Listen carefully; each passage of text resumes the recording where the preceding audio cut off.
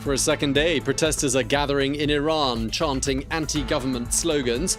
That's after the army admitted that it shot down a Ukrainian passenger plane last week. A ceasefire takes effect between the warring parties in Libya. The UN-recognized government has been under attack from forces loyal to the strongman Khalifa Haftar since April.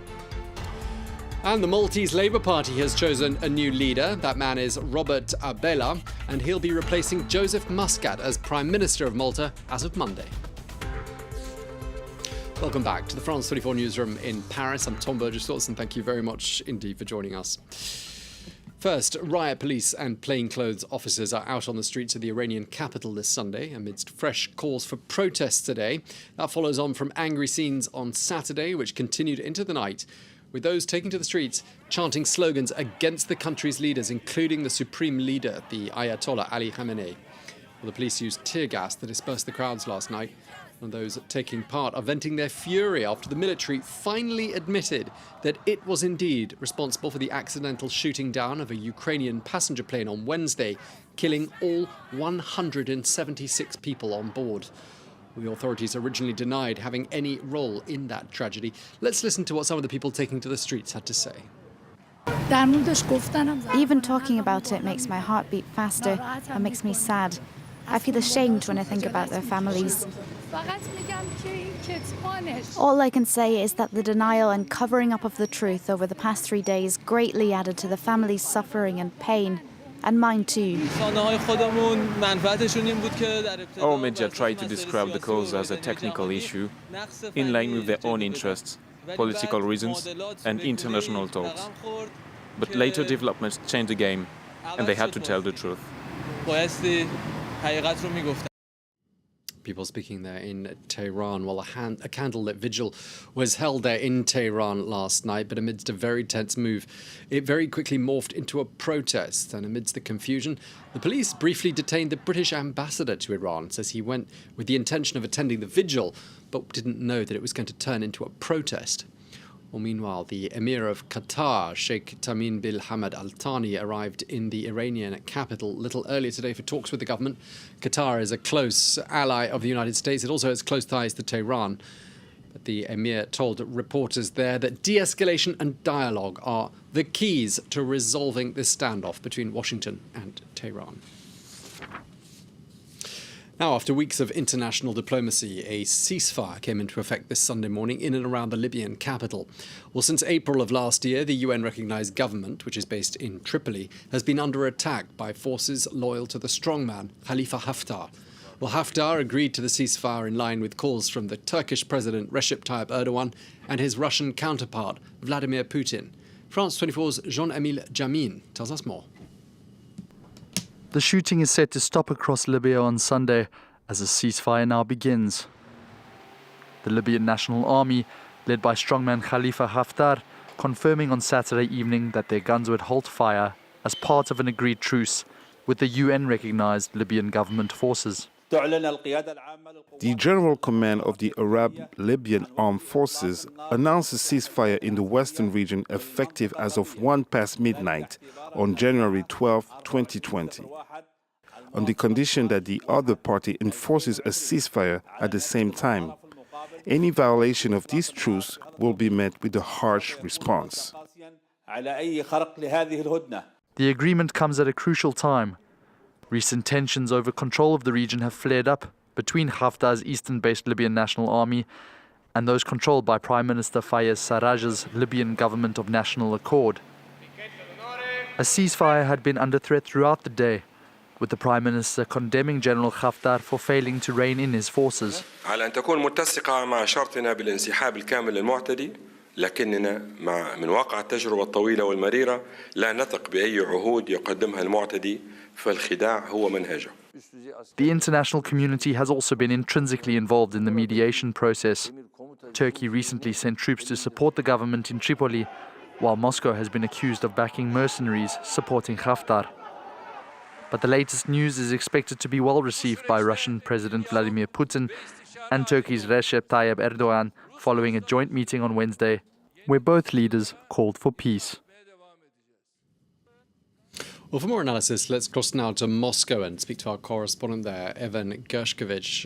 Evan, how was this ceasefire achieved in Libya? Russia played a key role, didn't it? Yeah, as was just mentioned at the end of the segment, the meeting between Russian President Vladimir Putin and his counterpart in Turkey, Recep Tayyip Erdogan, on Wednesday was key to this. They met to open a new gas pipeline between Russia and Turkey. So Russia will be sending gas to Turkey now, which is, as we've seen over the past year, their relationship is becoming closer and closer. And one of the key moments over the past months, as again was noted, Turkey has stepped into this conflict, and Russia allegedly as well, is that there's been a vacuum from the Western side. The United Nations has not been able to resolve this conflict, which has been increasing since April, nearly a year now, and Western countries, namely led by Germany, haven't been able to as well. So Russia and Turkey have seen an opportunity, as we've also seen in different countries, including in Syria over the past year, to step into a void. On Wednesday, Putin and Erdogan called for the ceasefire. However, just within minutes of the ceasefire, already the UN-recognized Libyan government was accusing strongman Haftar's forces of having broken that ceasefire. So it remains to be seen what will actually happen with it going forward. Yeah, indeed, a shaky ceasefire at best by the sound of things. And we had yesterday this curious admission that there are indeed Russian troops on the ground there in Libya. What more can you tell us about who they are and what their role is? It was quite interesting. It was in classic Russian President Vladimir Putin fashion, where he didn't actually admit, but he gave you enough to believe it. He said that, if there actually are Russian forces on the ground, they have nothing to do with the state. This means, as reports have suggested since November, that a private military group called Wagner, which is backed by a businessman named Yevgeny Prigozhin, who's sanctioned by the United States and is close to Vladimir Putin, is backing this private military group that has fought in Syria. It has fought in Ukraine. There have been reports that they are training troops in Central African Republic, that they're in Mozambique. And it's an indication of Russia's foreign policy. In some cases, they step in, as we've seen in Syria, and they play a great role. In other cases, they take more shadowy attempts at increasing influence. Wagner has been a key role for them over the past 4 years, and we've seen them essentially play a role in this conflict. What this means going forward is still quite unclear, because Turkey and Russia take different sides. So while they're working closely to work on this ceasefire, and they'll both be happy that the ceasefire took place, they both do have military forces on either side of the conflict. And so, again, Wagner will be important to watch going forward. All right, well, thank you very much for that update from Moscow. Evan Gershkovich, thank you so much for bringing us up to speed.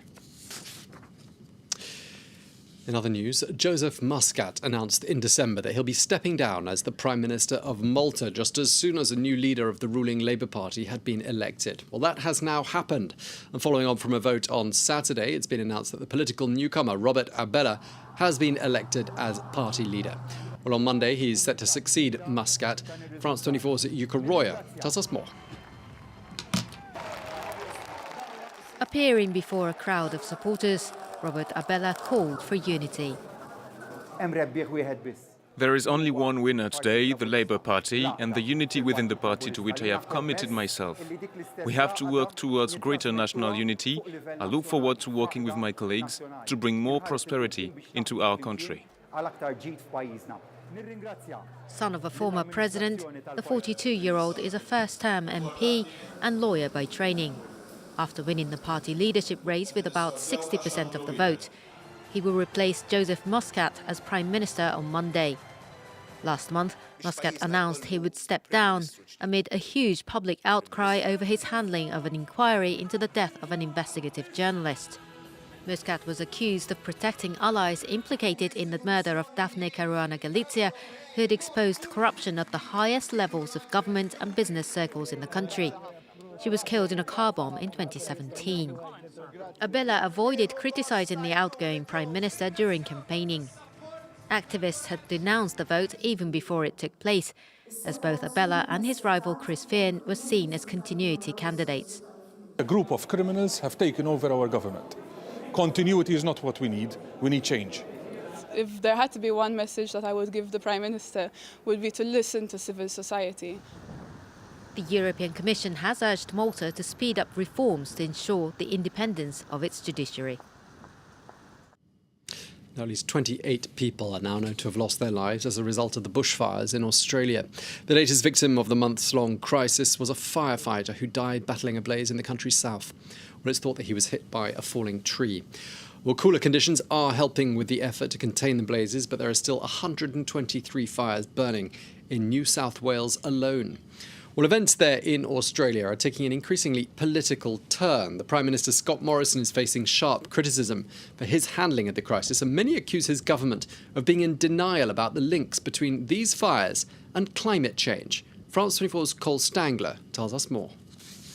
Good morning, everyone. He's faced heavy criticism over his handling of Australia's bushfire crisis. But on Sunday, Prime Minister Scott Morrison said he could have responded better and stressed his commitment to fight climate change. There are things that I could have handled on the ground much better. These are very raw, emotional environments. Climate change, it is the government's policy, has obviously impacted on the longer, hotter, drier summer seasons, and that's the advice we've received, and that is not contested. That is the position of the government. But with no new climate policies announced, the change in tone is unlikely to appease critics who are increasingly mobilized. On Friday, mass protests rocked the country, with many criticizing the government's energy policies and Australia's heavy reliance on coal. Meanwhile, blazes burned on Sunday as the country awoke to news of the latest fatality from the crisis. A firefighter killed overnight in the state of Victoria. It marks the 28th death since the fires began in October. On Saturday night, Sydney's iconic Opera House paid tribute to those battling the flames, which have also destroyed 20,000 homes and scorched more than 10 million hectares. Well, that brings us up to date with the world news. Thank you for watching. Stay with us here on France 24.